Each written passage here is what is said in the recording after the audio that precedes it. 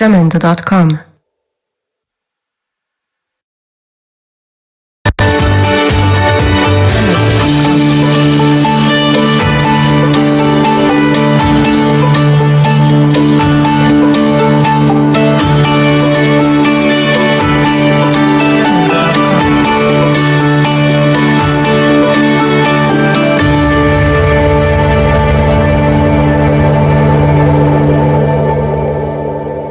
Jamendo.com.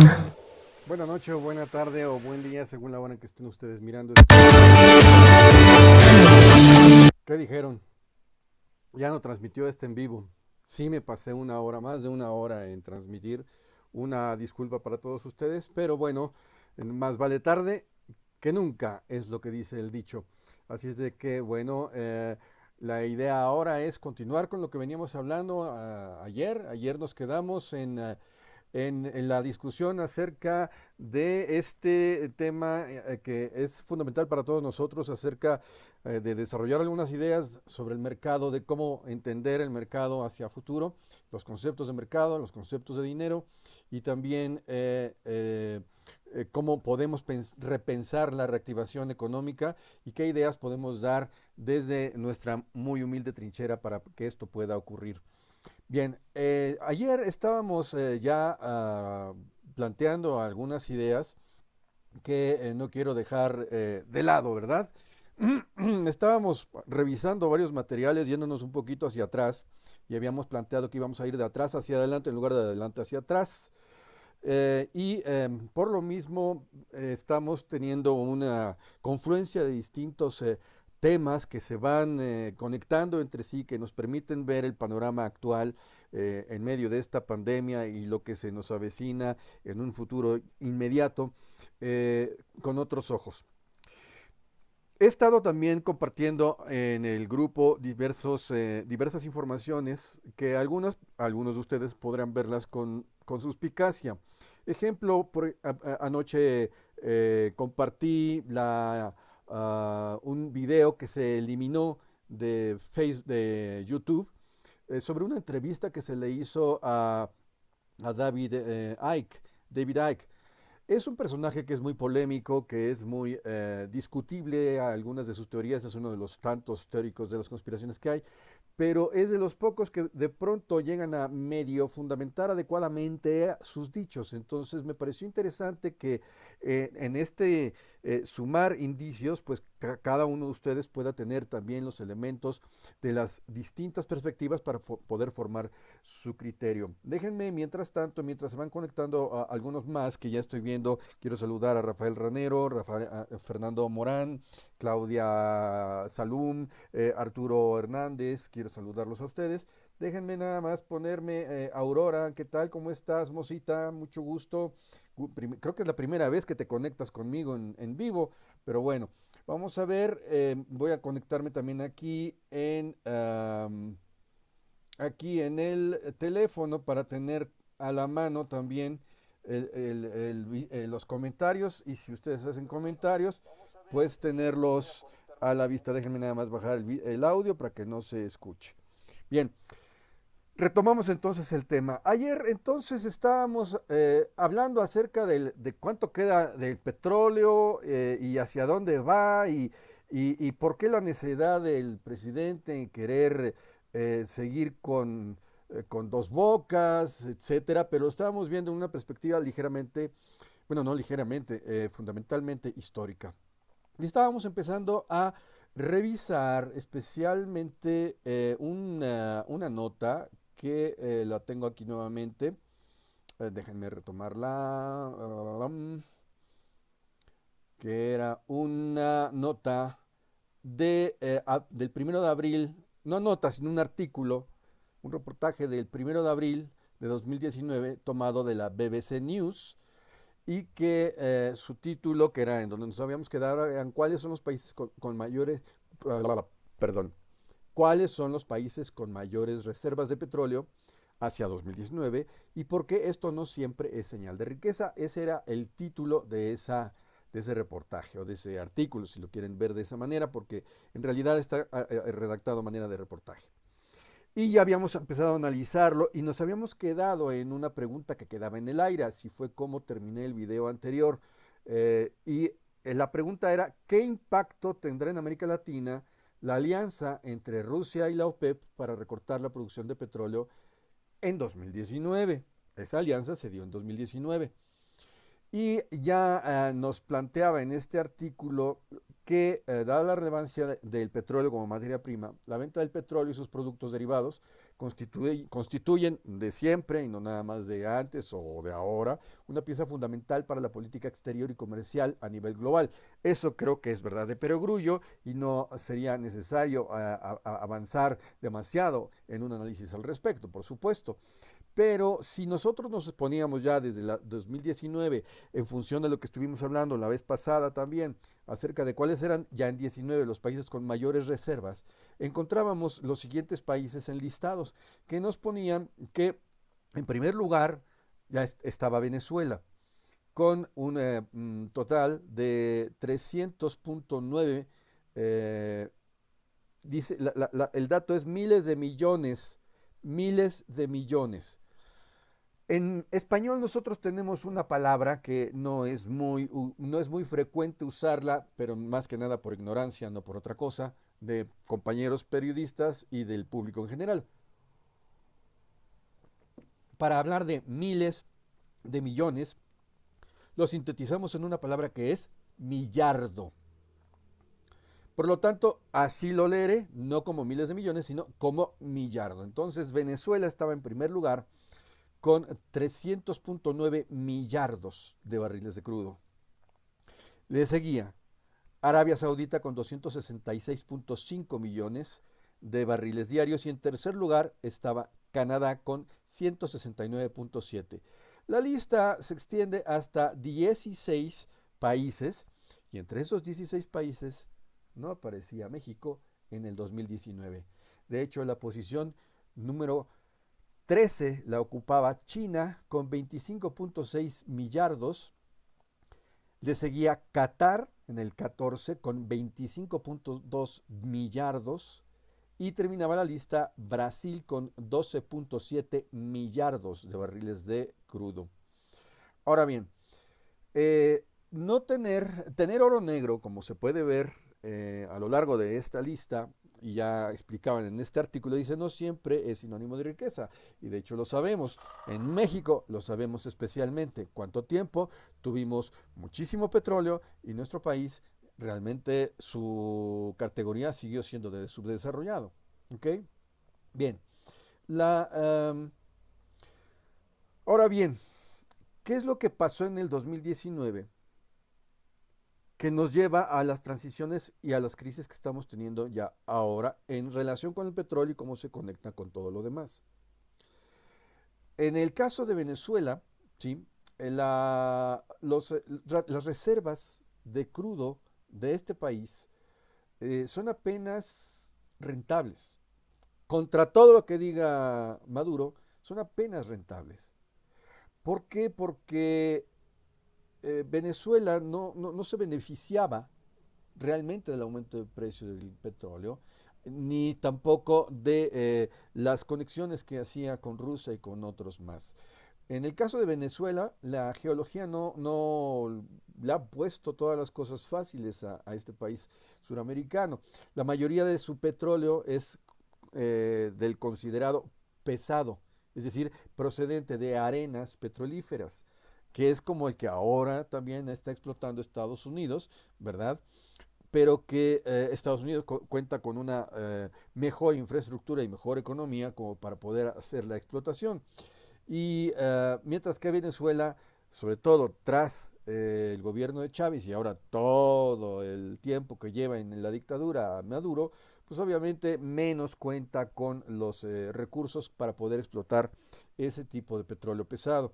Ahora, tras las sanciones que tuvo Venezuela de parte de Estados Unidos, pues peor tantito, ¿no? Porque el crudo no lo podía comercializar fácilmente. Ahora, eh, en cambio, en forma comparativa, Canadá, que también estaba trabajando ya con las arenas petrolíferas, eh, tenía un poquito más de posibilidades, aun cuando sus reservas ya vemos que no estaban entre las mejores, pero más o menos la iba sobrellevando.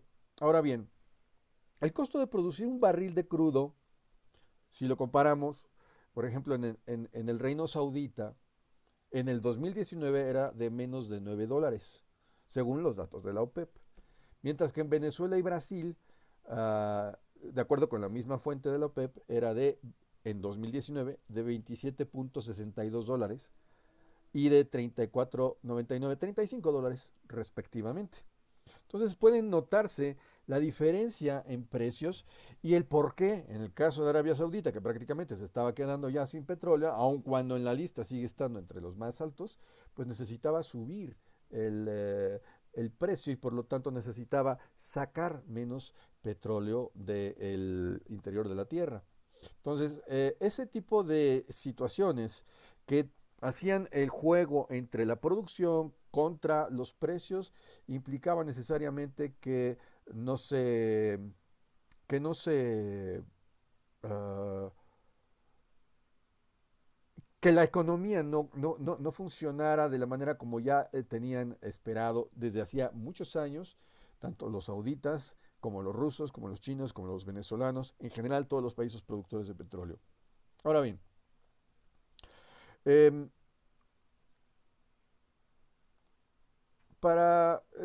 en otro artículo que tengo aquí a la mano y que es posterior, ya estamos hablando, bueno, no, es más bien anterior y que es de septiembre de 2018 y lo tomo del diario Heraldo de México.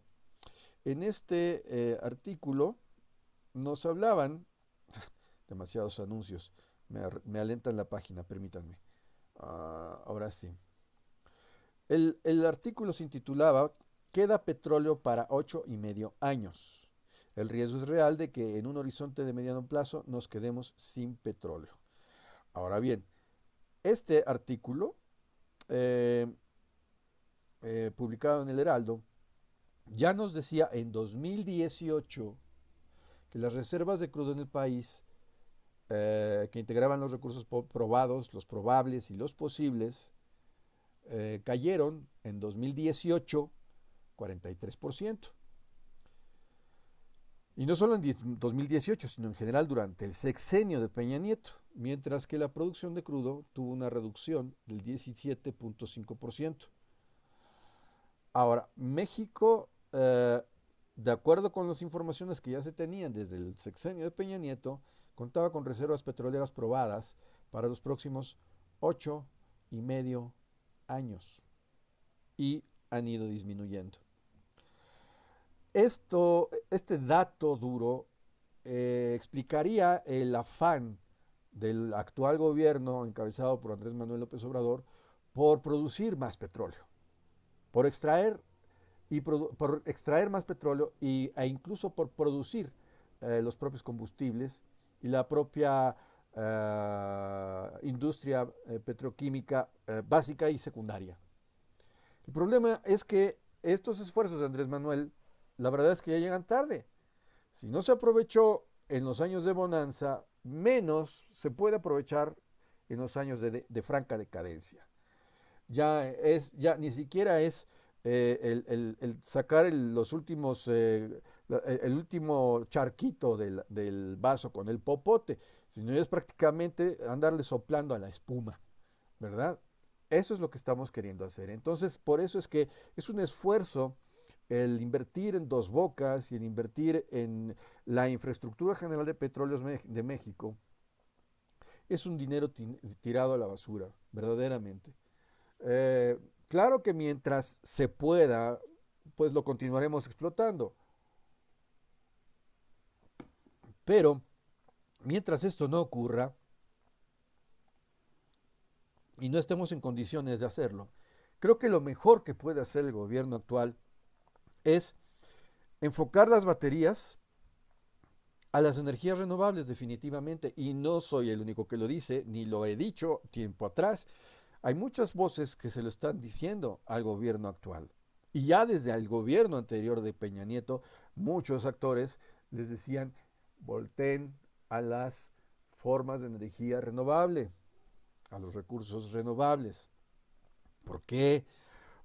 Porque hacia allá va el mundo, porque ya se acabó el petróleo, porque ya no podemos depender de eso y tenemos que ir haciendo el cambio paulatino. No podemos, es una locura, es una estupidez querer hacer el cambio cuando ya se acabó todo. Es decir, imagínense, uh, tengo este lápiz que es el petróleo y tengo este lápiz que son las energías renovables. Ok, yo puedo ponerme a escribir con este. Y puedo seguirle y seguirle y seguirle sacando punta hasta que sea una pinche bachicha de este tamaño. Perdón por lo de bachicha. Se me fue una palabrota con aquello de pinche bachicha. Pero bueno, no soy mal hablado, pero se me fue. Bueno, imagínense después, ¿cómo voy a poder escribir con esto? Para poder usar esto, yo necesito entonces que recurrir a alguna artimaña que sea, por ejemplo, algo como esto. Imagínense que tengo, vamos a ver rápidamente, vamos a tomar de aquí una hoja, así, voy a poner el lápiz aquí y le voy a dar unas vueltitas. Listo. Y entonces aquí ya me inventé. Le voy a poner un Durex.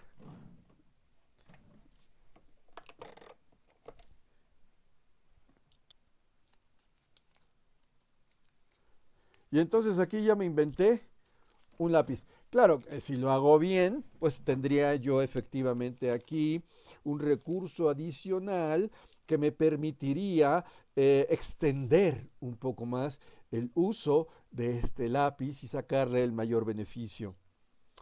Esto es justamente lo que está tratando de hacer el presidente de México, Andrés Manuel López Obrador, y todos quienes lo siguen.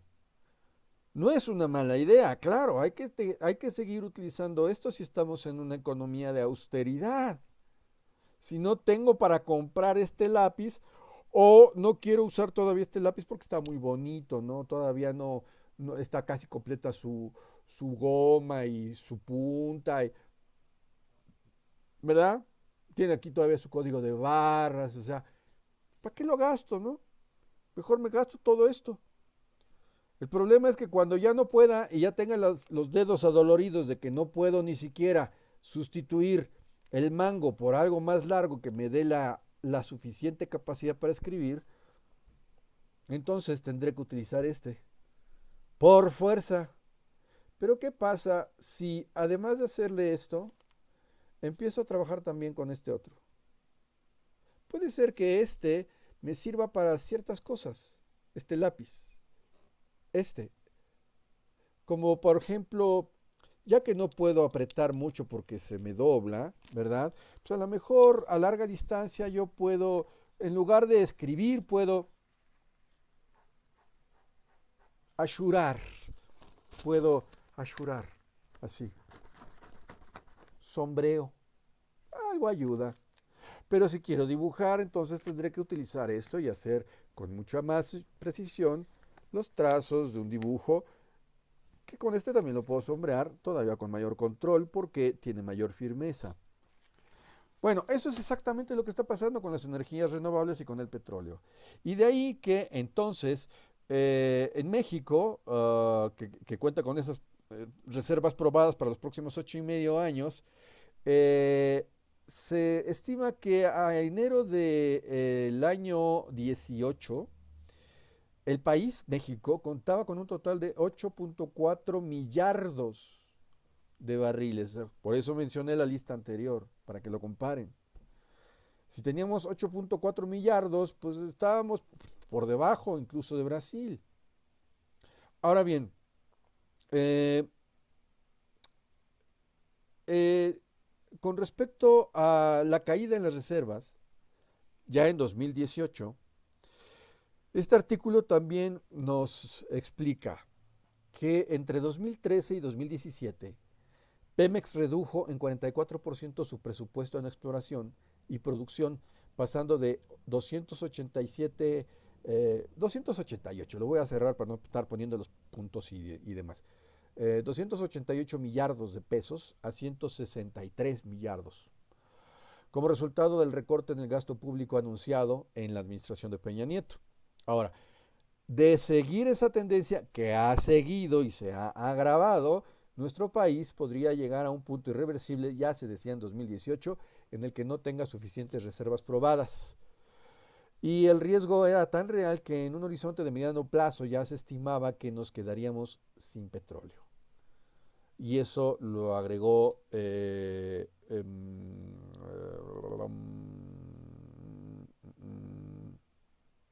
bueno, es irrelevante quién lo mencionó. Ahora, de acuerdo con los expertos que entrevistaron para poder hacer este reportaje a base de entrevistas, entre otros, por ejemplo, Ramés Pech, que es experto de la consultoría Caraiba y Asociados, él comentaba que era necesario ya en 2018 aumentar las inversiones en exploración cuanto antes para detener la caída en las reservas probadas. Pues es lo que está tratando de hacer Andrés Manuel. El problema es que ya es muy tarde. Ese es el problema, ya es muy tarde. Y no se puede distraer en estas condiciones en que estamos ahora con la pandemia, no se puede distraer, no se debe distraer de lo fundamental. Hay que empezar a empujar por el otro lado de manera más agresiva con el tema de las energías renovables, pero no del modo como lo ha estado haciendo el presidente, con las propuestas que han estado planteando, que inclusive es casi casi como darle el caballazo a las empresas particulares, pocas todavía, que ya venían involucrándose en la generación de energías renovables. El gobierno entonces quiere tomar el control de todo. Nuevamente, Andrés Manuel, retrayéndose hacia los años 70, quiere volver a caer en un estatismo que ya probó que no funciona, que no sirve, que lo único que trajo fue más pobreza. Eso es lo que no acaba de entender Andrés Manuel López Obrador y es lo que no acaba de entender la gente que lo rodea. Pueden estar con las mejores intenciones, pero quieren repetir lo que ya vivimos. Esa generación ya lo vivió. No lo entendieron, no les cayó el 20. ¿En qué mundo vivían entonces y qué mundo nos quieren traer ahora? No lo entiendo. Ya para 2018, este mismo experto también decía que la reducción en el presupuesto de Pemex se había visto reflejada en las actividades de perforación de pozos. En 2013, me estoy yendo más atrás, se perforaron 40 pozos para actividades de exploración, pero al cierre de 2017 se registraron 24 pozos perforados, o sea, una caída acumulada de 40%. Para el julio de 2018 se contaron 9 pozos en perforación para actividades de exploración.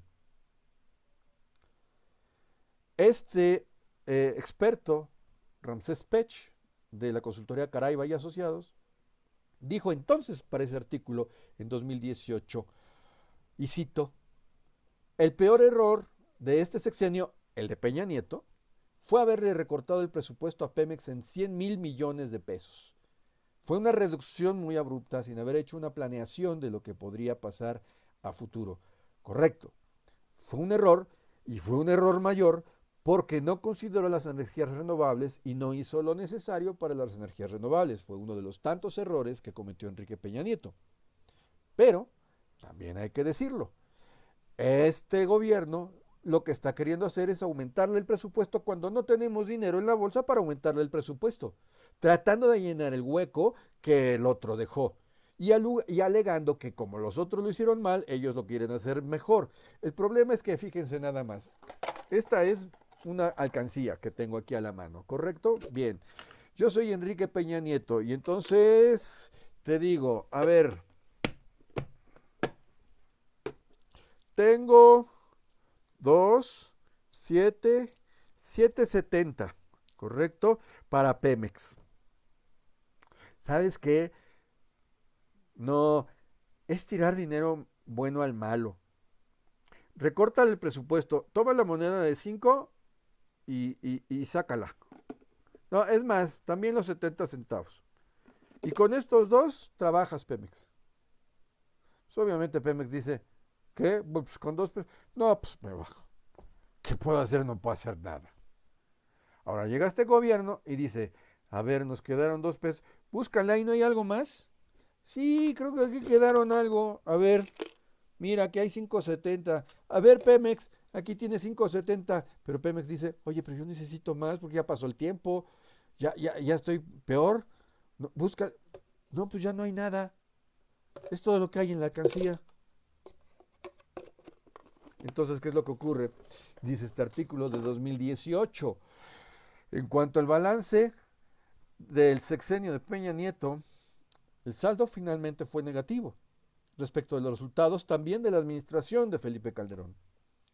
Con Peña Nieto, la caída de las reservas fue de 43%, mientras que en el gobierno de Felipe Calderón el retroceso fue de tan solo 2%, lo cual no deja tan bien parado tampoco a Felipe Calderón, porque Felipe Calderón trae otros asuntos en el costal de los que, bueno, hoy por hoy se anda hablando.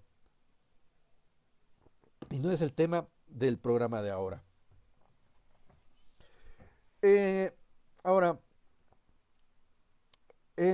los ingresos públicos en México dependían ya en el 2018 en 15% de los ingresos petroleros y a menores reservas, menos posibilidad de producción y contención de los ingresos.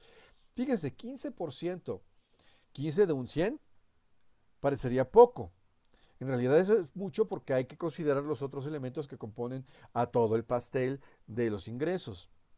Uno de los más importantes y que viene siendo el segundo, obviamente son las remesas de nuestros conciudadanos en Estados Unidos y no exclusivamente en Estados Unidos, que también se vio reducida por todas las deportaciones y por toda la presión que ejerció Trump desde su primer cuatrienio al frente del gobierno de Estados Unidos.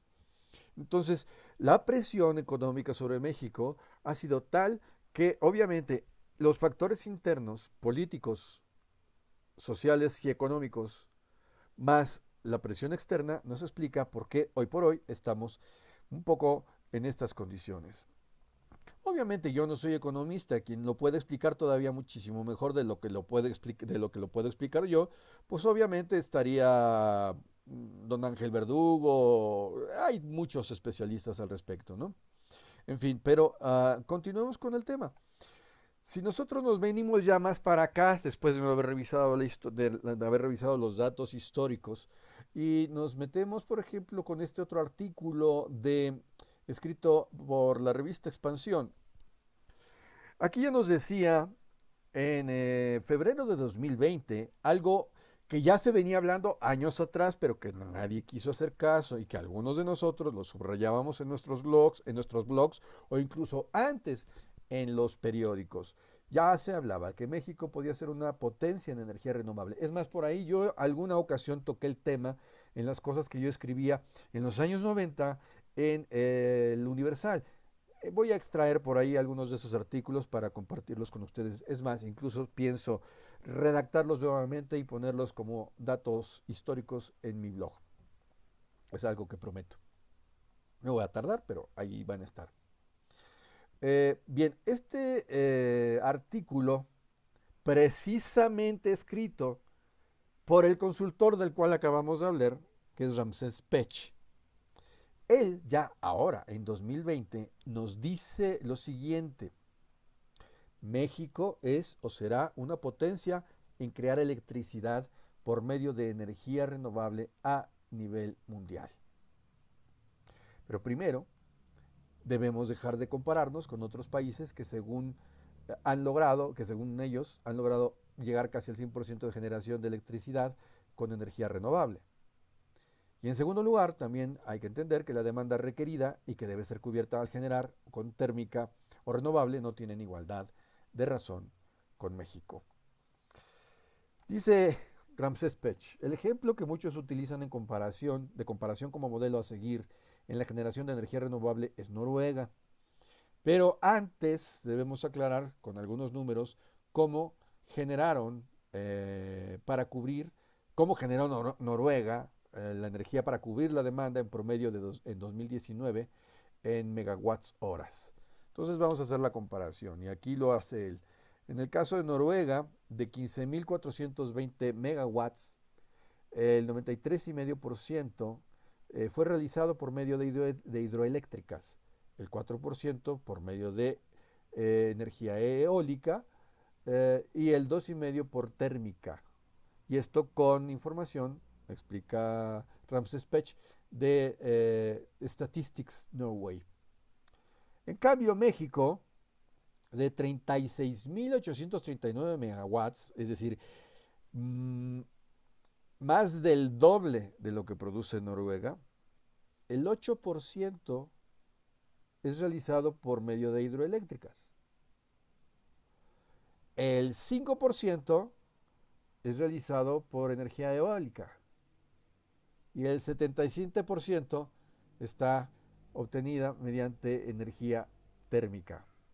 Esta es información del SENACE. Ok.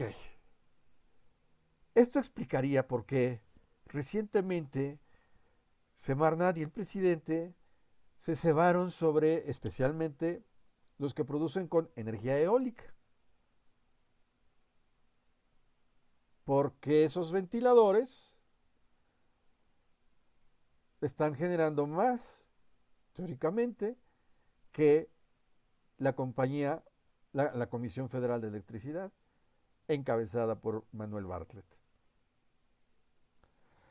Se trata, y estamos conscientes de ello, y lo he escrito, de que la CFE sea desde ya la que termine sustituyendo a Pemex. Por eso ahora el interés está en cebarse sobre CFE, como en su momento los presidentes López Portillo y Echeverría en particular se cebaron sobre Pemex para administrar la abundancia. Se trata ahora también de procurar más o menos lo mismo, pero en el ámbito eléctrico. El problema es que lo están haciendo con exagerada torpeza.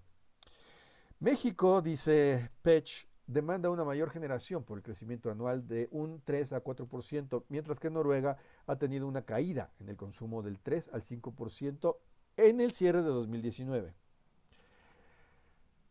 Por supuesto, nosotros no podemos igualar a Noruega. Además, son realidades completamente diferentes, hay que dejarlo claro.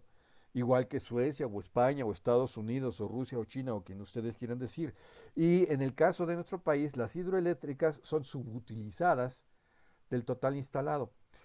Y el total instalado, de acuerdo con la información que nos provee Pech, es de 12.621 megawatts, a un porcentaje no mayor del 25%, mientras que Noruega utiliza el 65%.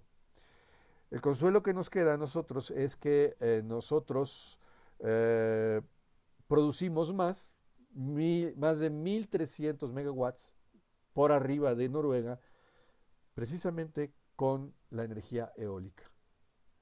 Ya desde 2019 estaba claro que esto estaba ocurriendo y el presidente electo lo tenía claro, y cuando en su discurso inaugural mencionó que se enfocaría en el tema de las energías renovables, aun cuando todavía no lo estaba haciendo porque estaba terco con dos bocas, ahora la situación lo orilla, lo obliga a necesariamente tener que empezar a empujar en esa línea.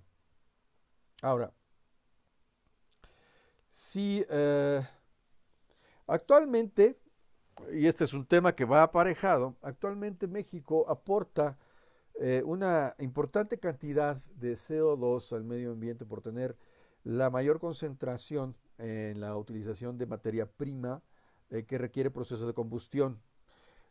Por eso el tema de los hidrocarburos fue lo primero que empecé yo a hablar, pero no es el único, también tenemos el tema del carbón y el presidente ha estado insistiendo nuevamente en que tenemos que retomar todo esto, es decir, va a contrapelo del resto del mundo también en este asunto. Entonces, es comprensible, se quiere sacar hasta el último centavo de lo que puede quedar ahí, pero no se está siendo equitativo, balanceado en la manera cómo se pueden utilizar los recursos que tenemos para poderlo hacer. Ahora, ¿por qué tanto interés también en el tema de la reforestación?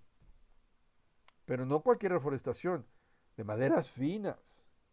No es porque tenga buen corazón el presidente, es porque perfectamente bien está favoreciendo la creación de las criptomonedas que yo ya escribí al respecto, que están fundamentadas, basadas en la producción de commodities a partir de las maderas finas. Ese es uno de tantos. Pero ahí tenemos la criptomoneda basada en el habanero también, ¿no? Que están las dos en México en competencia. Pero bueno, ese es tema de otro programa. Va de la mano de todo lo que estamos hablando y va a incidir necesariamente en lo que estamos haciendo para reactivar la economía. Las criptomonedas serán un elemento fundamental en la reactivación de la economía, no solo de México, sino mundial. Y me estoy refiriendo lo mismo al Bitcoin, la criptomoneda basada en el habanero, la de las maderas preciosas, que son mexicanas, la basada en el petróleo, en el caso de Venezuela, no sé, que es el bueno, Petrocoin, no me acuerdo. Ahorita no me acuerdo de los nombres y no tengo la información a la mano para irme acordando, pero ahí están mencionados en Google, ustedes lo pueden encontrar. Además, les digo, será tema de otro programa en otro momento. Entonces, ahora, cuando hablamos de la red eléctrica en México como como un cimiento para esa reactivación económica en particular del país, su infraestructura es clave. La CFE, cuando Felipe Calderón decide aniquilar a la compañía de Luz y Fuerza, era precisamente para no tener dos empresas confrontadas, sino para precisamente preparar el terreno para que CFE fuera la que sustituyera a Pemex ya con miras a esto. Es decir, Felipe Calderón con todo y las milagritos que le querramos colgar, definitivamente estos planes con la energía eléctrica ya venían preparándose desde tiempo atrás, ya se venía preparando la mesa para lo que estamos viviendo hoy. Las tres funciones fundamentales, nos explica Ramsés Pech, del sistema de suministro de energía son la producción, transmisión y comercio. Un suministro confiable de electricidad es crucial en la sociedad moderna y en los negocios y la industria, el sector de servicios públicos y los hogares. El acceso confiable a la electricidad pues es algo natural. Y hoy por hoy, en la circunstancia que nos encontramos, en donde inclusive a veces es difícil comprar gas, ya sea natural o el LP, y que a veces no tenemos ni cómo bañarnos, que es mi caso, por ejemplo, ahorita yo no tengo gas, tengo que bañarme, ¿cómo hago? Pues yo saco mi cubeta, y con la manguera que le cae el sol, con eso agarro agua caliente, caliento un poco en el microondas, lo revuelvo y a la bañera y a jicarazos. Así es como me estoy bañando yo ahora. Casi todos los servicios públicos y funciones importantes dependen de un sistema de energía que funcione bien con un suministro confiable de electricidad. La red debe ser capaz de hacer frente a la variabilidad a corto y largo plazo en la producción y el consumo para garantizar que se mantengan los suministros de electricidad.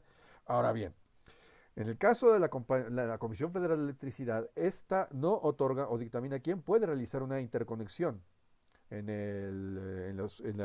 toda la red, sino eso es competencia del SENACE por medio de los estudios y resultados obtenidos por el contrato. Pero acuérdense que el presidente estaba queriendo encajar en el SENACE, como en otros lados, a gente que estuviera al 100% bajo sus hilos, como marioneta.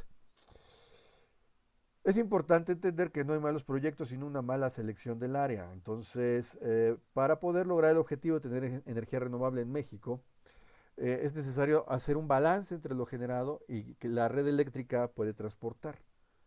Entonces, ocurre que la red eléctrica que tiene México y que se ha estado ahora engullendo CFE de lo que había de la Comisión de la Compañía de Luz y Fuerza, ocurre que Compañía de Luz y Fuerza, aunque el sindicato diga misa, sindicato que aún existe y sigue peleando muchos derechos, con razón o sin ellos, porque a final de cuentas fueron pisoteados también sus intereses económicos, sobre todo de los líderes, pues no habían hecho las renovaciones que tenían que haber hecho. Aquí simplemente en la colonia donde yo vivo, yo pude atestiguar, desafortunadamente tuve un problema con el disco duro y se me perdió esa información gráfica, pero yo pude atestiguar, yo los vi y a mí no me los contaron, los tuve incluso en mis manos, equipos que seguían siendo de 1959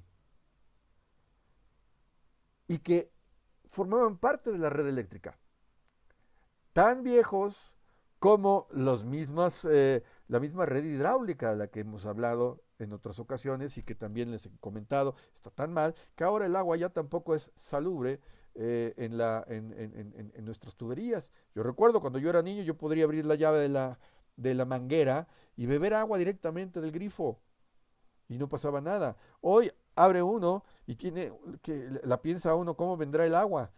A veces viene no marrón, negra y cloradísima. Entonces, nos estamos enfermando. Nos estamos enfermando porque los gobiernos, los funcionarios de todos los niveles, de todos. O sea, no hay uno que diga yo soy sano, no, de todos los niveles, todos están involucrados, no solamente en los temas de corrupción, sino en los temas de negligencia. Y no hay dependencia que se salve, no hay institución que se salve. De todas no se hace una. Ahora, cuando nosotros comparamos estos datos, bueno, y quiero saludar ahorita que pasé por aquí, vi que está conectado también Hugo López, saludos mi querido Hugo, abrazo, está también Juan Fernando Coronel, María Luz Alemán, Uche, ¿cómo estás? Arturo Muñoz, Luna, buenas noches, y bien, cuando vamos analizando los datos todos juntos, y comparamos, por ejemplo, con lo que rescata Wikipedia, que algunos siguen sin considerar Wikipedia como la gran fuente, pero no es tan despreciable, la verdad. En las actualizaciones más recientes, Wikipedia nos indica que hoy por hoy en México hay 6.464 y fracción millones de barriles de reservas de petróleo. Pero ese dato, nos lo pone entre paréntesis, era un dato de 2009. O sea, Wikipedia no es que nos esté engañando, está siendo clara. Nada más que dice, en México hay, y el dato entre paréntesis es de 2009. Después continúa analizando lo que hay año por año y nos hace toda una explicación sobre la historia y resulta que definitivamente, incluso hablando de los objetivos, hasta abajo nos pone una lista que acaba en 2018. Empieza la lista sobre reservas de hidrocarburos totales y probadas por año. La lista la empiezan a construir a partir de 2004, siendo el primer dato las reservas probadas totales de 34.388 millardos de barriles, o sea, miles de millones. La palabra correcta es millardo. Eso en 2004. Para 2018, estas reservas habían caído a más, a casi la mitad. Por lo tanto, ya las reservas eran de 19.419 millardos. De 34 cayó a 19 en 18. Y ya vieron los otros datos que les estuve diciendo con los otros artículos. Y entonces la situación, como podemos ver, que está viviendo México, y no exclusivamente México, sino todo mundo, todo el mundo, es verdaderamente apremiante. De ahí que es necesario, como decía yo ayer, frenar, meter a fondo el freno en la economía, meternos a todos en nuestra casa con cualquier pretexto, No estoy diciendo que no exista el virus, yo no soy virólogo, no soy especialista, no puedo afirmar que no existe, como tampoco puedo afirmar que existe. Yo me ciño a pues la información que va surgiendo y por lo pronto me comporto con cautela, tomo mis precauciones, preveo, me comporto con prudencia, entre que son peras o manzanas, no me vaya a infectar. Y así es como todos tendríamos que actuar. Y esto colocándome en un punto intermedio entre los que hacen las teorías conspiratorias y los que están solamente apelando a que acudamos a las fuentes oficiales, que ya hemos discutido que a veces esas fuentes oficiales dejan mucho que desear. Cuando nosotros hacemos una comparación de los datos, y de hecho ayer estuve haciendo unas anotaciones acerca del tema del coronavirus, por aquí tengo mi libreta, y de hecho estoy escribiendo un artículo al respecto que publicaré en estos días ahí en el blog. Solamente retomo estos datos del coronavirus precisamente porque estamos hablando del tema de cómo estos datos están siendo manejados para empezar a establecernos un marco conceptual, una pintura, un retrato que nos prepare mentalmente para la reactivación económica. Si nosotros comparamos de tres fuentes diferentes,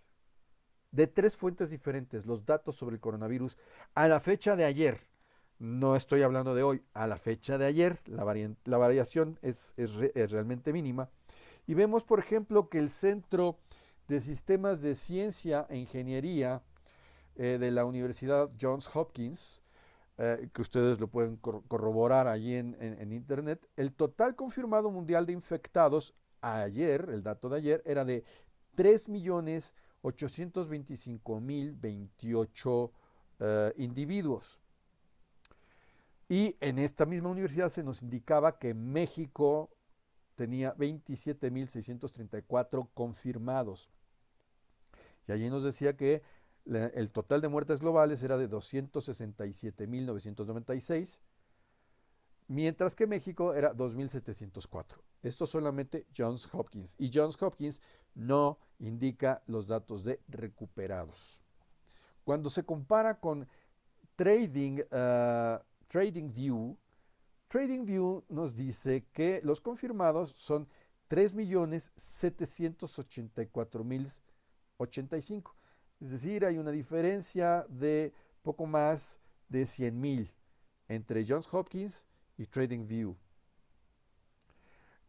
TradingView sí menciona el total de recuperados y nos menciona que hay 1.255.685.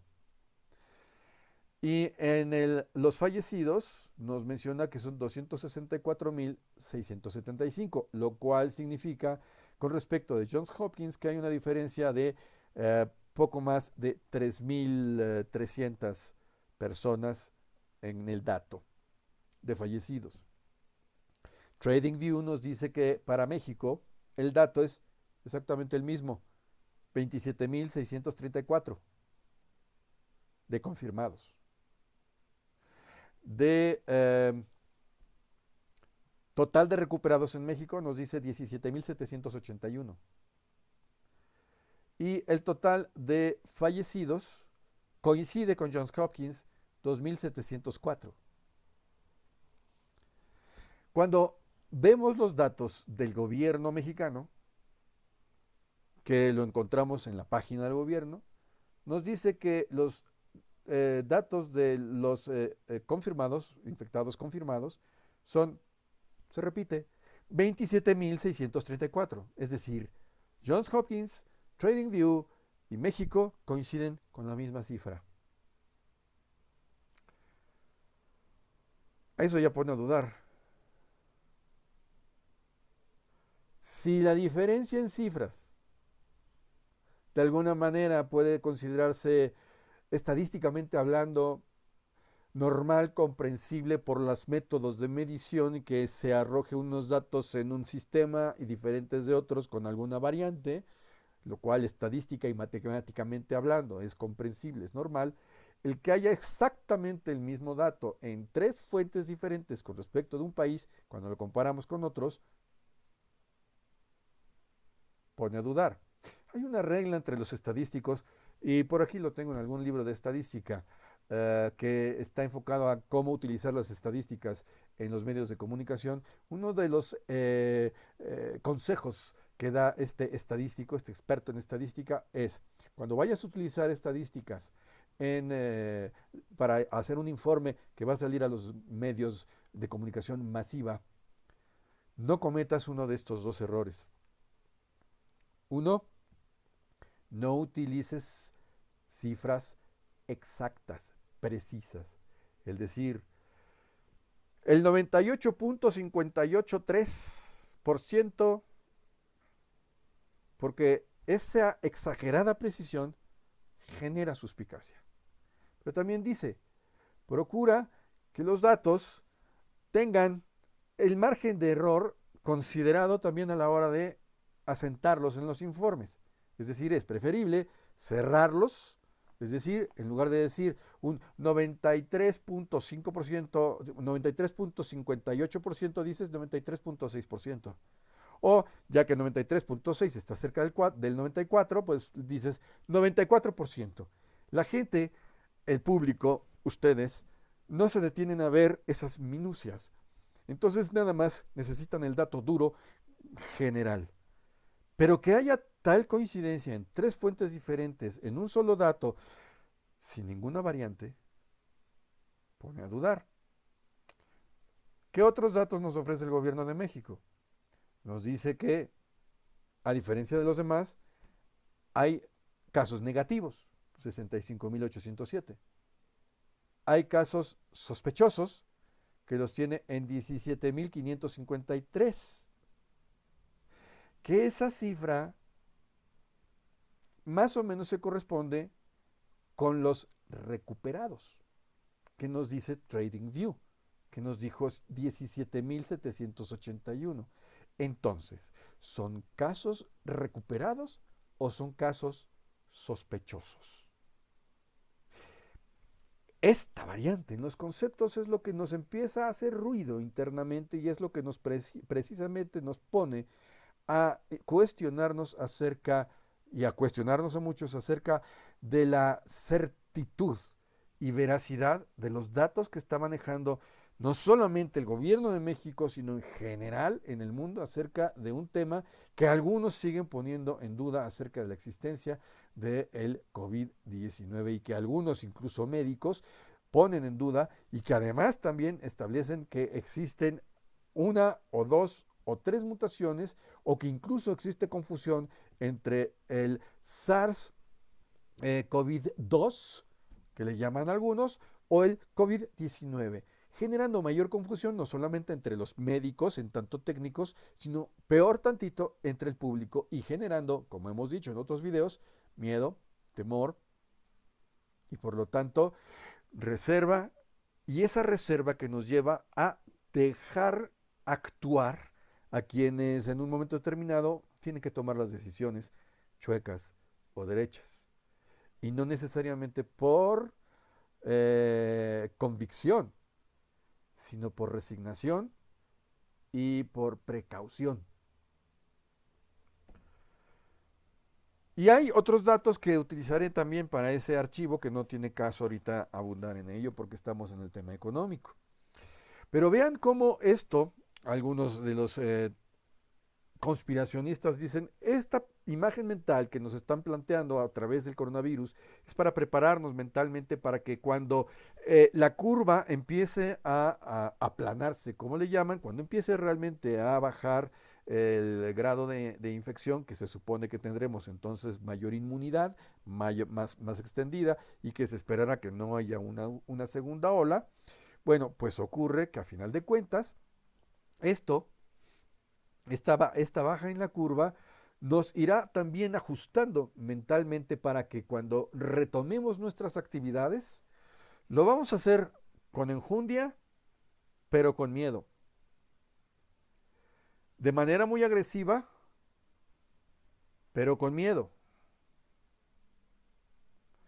esperando que el gobierno o los gobiernos realmente nos pongan el colchón, porque la industria privada, la industria, mejor dicho, en general, la iniciativa privada estará tan golpeada económicamente que no va a haber otra manera de salir adelante más que mamando del gobierno.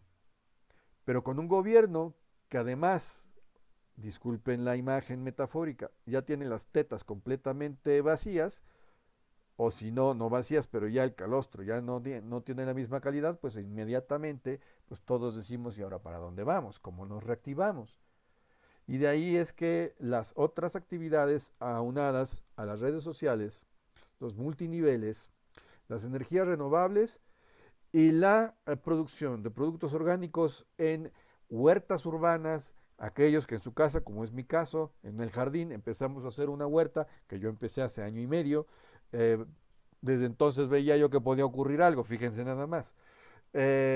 O aquellos que tengan la posibilidad de poner una pequeña granjita, pues podrán entrar en esta nueva manera de reactivar la economía, reduciendo sus costos por lo pronto en consumo básico, mediante tener en su hogar, en su huerta, por lo menos algunos cuantos productos que puedan cosechar o que puedan cuidar y que puedan aprender a desarrollar y a reciclar dentro de su propio espacio de forma orgánica, sana, sin recurrir a pesticidas, que a final de cuentas, por ahí va también el tema del orgánico. Si ya no vamos a tener petróleo, lo decíamos ayer, ya no va a haber pesticidas, ya no va a haber nada de eso. Y no es nada más porque, ay, qué bueno, ya no hay pesticidas, qué bueno, ya no estamos contaminando. No, es que sencillamente ya no va a haber con qué hacerlos.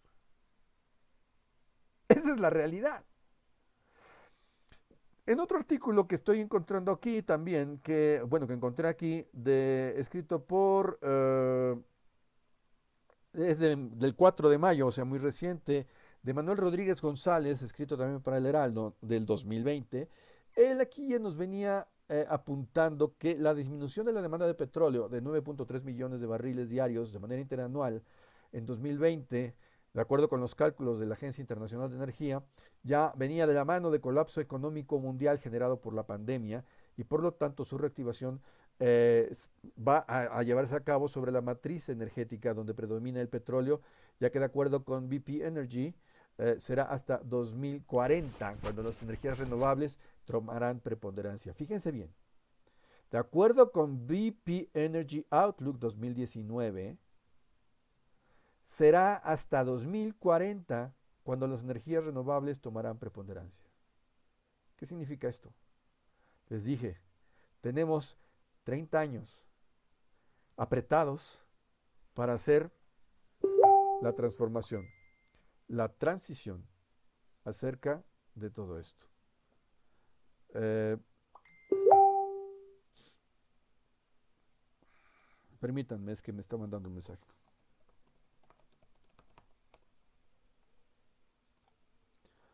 Entonces, ocurre que me sacó de balance este mensaje, pero tenía que decir rápidamente que estaba yo transmitiendo en vivo, porque no toda la gente ve el programa, por lo tanto le vale gorro si está uno transmitiendo en vivo, ¿verdad? Entonces no hay en este sentido el, el- el respeto para la transmisión en vivo y para el público que amablemente nos está siguiendo. Pero bueno, no tienen por qué, no es misa. Y aun cuando fuera misa, hay gente que ni a misa va, pero bueno. Bien, entonces este dato es importante. Tenemos 30 escasos años para poder hacer esa transición de un tipo de energías no renovables a otras renovables. Dice también este autor, que es Manuel Rodríguez González, nos dice que mientras la industria de hidrocarburos continuará siendo fundamental para el funcionamiento de la economía global, yo eso de fundamental lo pongo todavía en duda, y cuando se superen los efectos más agresivos del COVID-19, regresarán a operar las cadenas productivas y la movilidad del planeta. La demanda de hidrocarburos también se estabilizará de manera gradual, perdonen, y con altibajos, aunque la intensidad y tiempo de esta recuperación aún es un misterio. Que me disculpe este articulista, pero en realidad no es un misterio. Y esa intensidad y tiempo de recuperación va a ser extremadamente lenta. Tan lenta que ahí coincido perfectamente bien con algunos analistas, sin ser yo analista económico, que ya en estos días han venido haciendo la afirmación de que el tiempo que nos va a llevar levantar nuevamente la economía va a ser de mínimo 2 años. 2 años que van a ser extremadamente duros, muy difíciles, y tenemos que apretarnos verdaderamente el cinturón y tenemos que ponernos las pilas para que, en lugar de ser hasta 2040 cuando entren las energías renovables, nosotros mismos, incluso como usuarios, como consumidores de energía, empecemos a empujar lo necesario para transformar nuestras casas, edificios, empresas, industrias, para recabar agua de lluvia, tratar aguas residuales, generar la propia electricidad, que ya está inclusive legalmente en nuestro país, la posibilidad de que si yo genero mi propia energía, se lo puedo notificar a CFE para que me haga la correspondiente quita, y entonces nosotros, todos nosotros nos equilibramos en la cuestión de los gastos de operación y costos de operación. Es una manera de regresarle dinero a CFE y de enriquecer a CFE. Es muy distinto que con el petróleo, porque aquí en México no podíamos decirle, oye, Pemex, mira, me encontré un pozo de petróleo, ¿puedo explotarlo y te paso una lana? Aquí no se podía, como en Estados Unidos o en otros lugares del mundo. Aquí se expropiaron los fierros porque el petróleo es de todos los mexicanos, pero si yo agarro un fierro y empiezo a explotarlo, Pemex me dice, ¡ey, ey, ey, ey! No puedes hacerlo. Hasta que se hizo la reforma y tengo que hacerlo, pero a través de una licitación. Y eso es reciente y fue con Peña Nieto. Pero ya para qué, pues ya queda muy poco. O sea, es como diciendo, mira, me encontré un charco de petróleo. ¿Quieres? Con el dedo recógelo, ¿no? Y a ver qué le sacas de beneficio. Pues ya, era muy tarde. Ahora bien, este mismo autor también nos dice aquí que ante la caída de la demanda de hidrocarburos, se pronostica que para 2020 la exploración y la producción bajará el dinero, pues el capital, va a bajar a 335.000 millones de dólares, que va a ser el nivel más bajo en 13 años.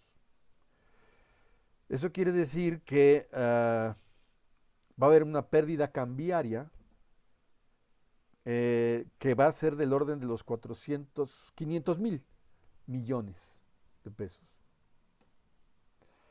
Y esto con la depreciación que hemos estado viviendo del peso, que está fluctuando gracias gracias a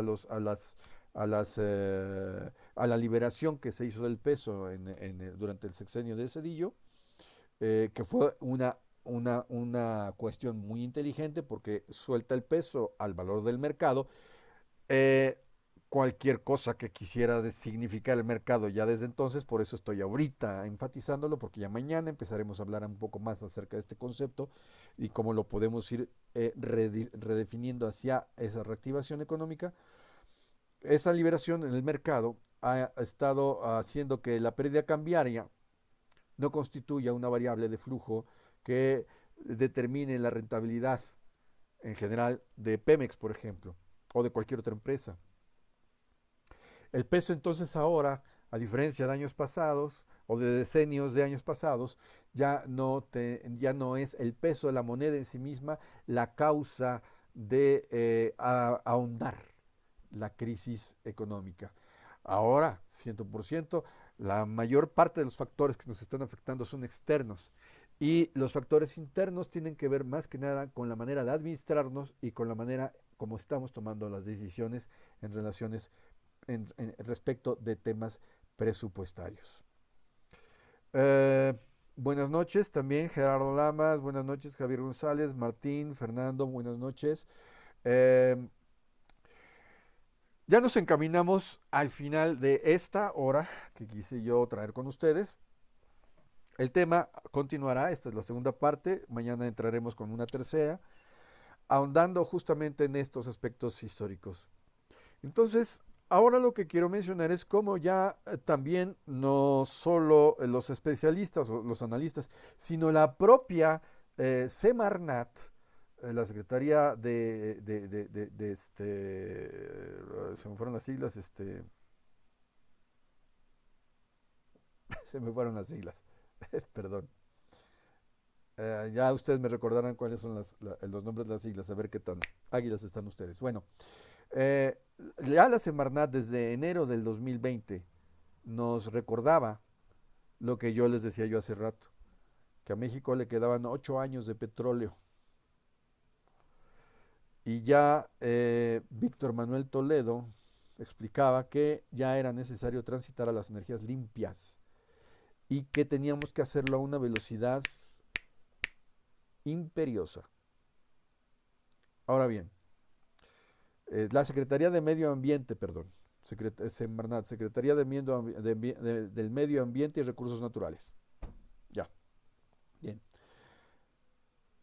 Y Víctor Manuel Toledo es la cabeza de la Semarnat, ¿ok? Este Víctor Manuel Toledo también es justamente el que yo trataba de recordarme ayer, quien era, que había dicho durante la misma conferencia de prensa donde se habló de la infodemia, ¿verdad? Que Jesús Ramírez habló de la infodemia, que es algo que vamos a hablar también de la mano de todo esto de la reactivación económica en el programa de mañana.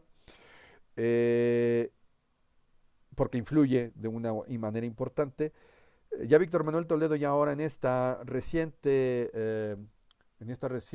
conferencia que les mencionaba yo, él lo que dijo fue, no 8 años, dijo 6 años.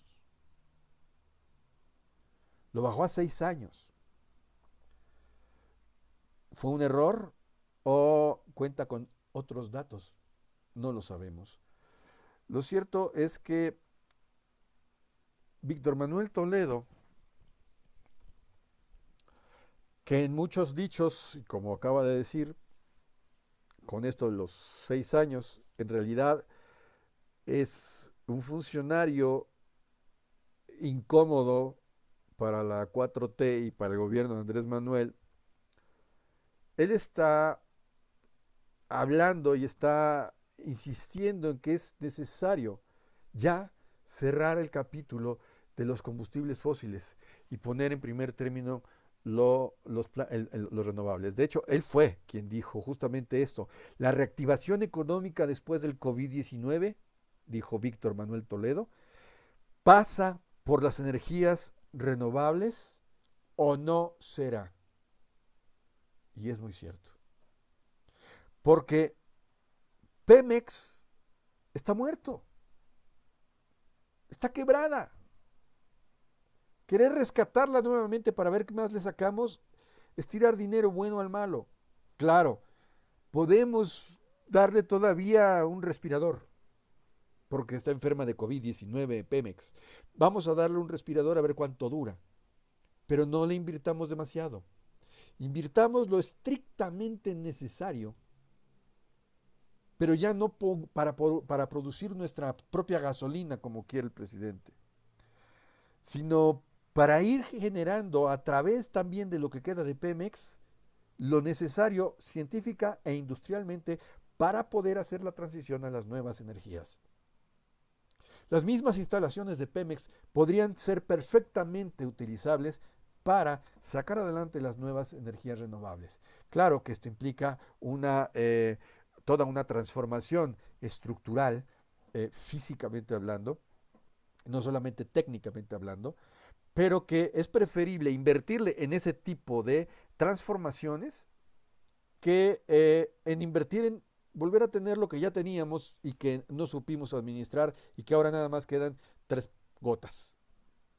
Entonces, cabe preguntarse si, igual que, y estoy siguiendo aquí más o menos las palabras del analista del periódico El Economista, Luis Miguel González, él nos dice qué tan en serio debemos tomar las declaraciones de Víctor Manuel Toledo. Porque siendo una postura oficial, ya hemos estado hablando aquí de qué tan en serio podemos tomar los datos oficiales, cuando incluso algunos los ponen en tela de juicio y dicen que nos están mintiendo. Pero también el hecho de que Víctor Manuel Toledo nos diga que nos vamos a sorprender de la velocidad con la cual vamos a hacer el cambio, bien hace Luis Miguel González en decirnos o en observar que eh, quién es el que se va a sorprender. ¿Va a ser el equipo de AMLO, la población mexicana, o los mismos funcionarios que toman la energía, perdón, decisiones en materia de energía? ¿Quién se va a sorprender? Ah, lo que es importante dentro de todos los dichos de Víctor Manuel Toledo y de lo que nos está diciendo Luis Manuel González son estas preguntas que vienen más adelante y que con estas preguntas cerraremos, igual que cerramos ayer con una pregunta, cerraremos ahora esta transmisión en vivo, de la cual nos quedan escasos 2 a 3 minutos. Nos dice Luis Manuel González, pero nos pregunta, o se pregunta él al aire y nos invita a cuestionarnos igualmente. ¿Cómo podemos justificar en términos medioambientales la decisión de la Comisión Federal de Electricidad de mantener en operación plantas obsoletas y altamente contaminantes? ¿Por qué? ¿Quién puede defender la apuesta por una refinería que costará o que está empezando a costarnos ya mínimo 120,000 millones de pesos y que estará lista en un momento en el que México se habrá quedado sin petróleo? O sea, ¿para qué hacemos un Taj Mahal, una obra faraónica? ¿Con qué finalidad?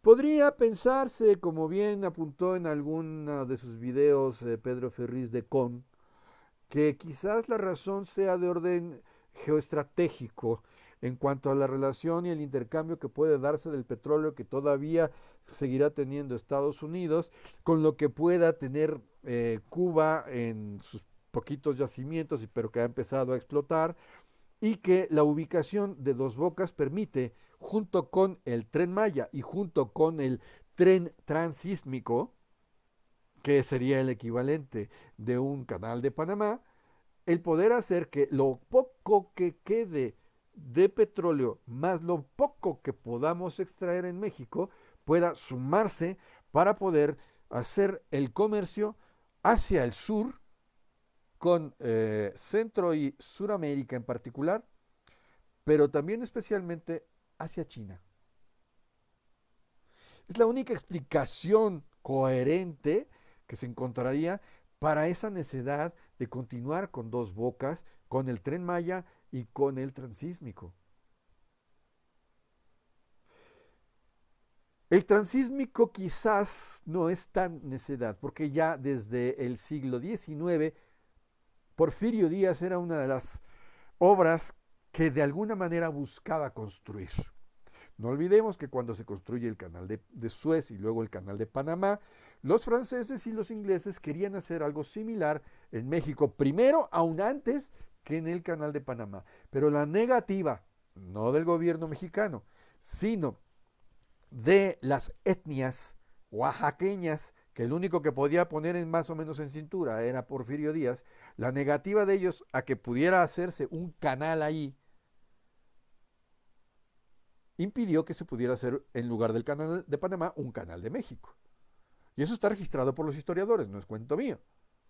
Ahora bien, ¿qué es lo que ocurrió con Porfirio Díaz? Ok, no se hizo el canal de Panamá, pero Porfirio Díaz, que fue el que extendió toda la red ferroviaria, preparó también allí el terreno someramente para que cuando fuera el momento oportuno pudiera construirse allí un paso intermedio que fuera el tren transísmico que permitiera cruzar desde el Golfo hasta el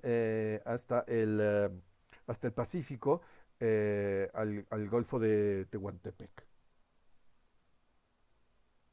Entonces,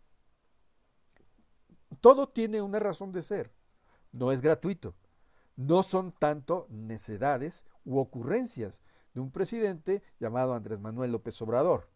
Hay toda una historia detrás y aquí quiero recordar, y con esto cierro este programa, lo que me decía un profesor mío en la universidad, que después hablaré de él un poco más a fondo, el profesor Echeverría, Echeverría o Echevarría, creo que era Echevarría, ya me entró la duda sobre su apellido. Bueno, él nos daba metodología de investigación, entre otras materias, ahí en la Universidad de Anáhuac. Y varias ocasiones tuve chance de platicar con él y alguna de las cosas que él nos comentó en clase, o sea, no fue exclusivamente a mí, sino nos comentó abiertamente en clase, en una de esas ocasiones que se ponía a contar anécdotas. Tuve muchos profesores que contaban anécdotas y a través de las anécdotas nos daban lecciones. Nos platicaba cómo él fue miembro del Estado Mayor Presidencial y le tocó estar trabajando en Palacio Nacional. Y entre las muchas cosas que nos decía, nos contó la anécdota que en el despacho Benito Juárez, que es el despacho principal, donde ahora está precisamente despachando Andrés Manuel López Obrador, hay un cuadro, hay una pintura, detrás de la cual hay una caja fuerte. Y en esa caja fuerte se guardan documentos que solamente los pueden ver los presidentes cada vez que se está haciendo el cambio de gobierno.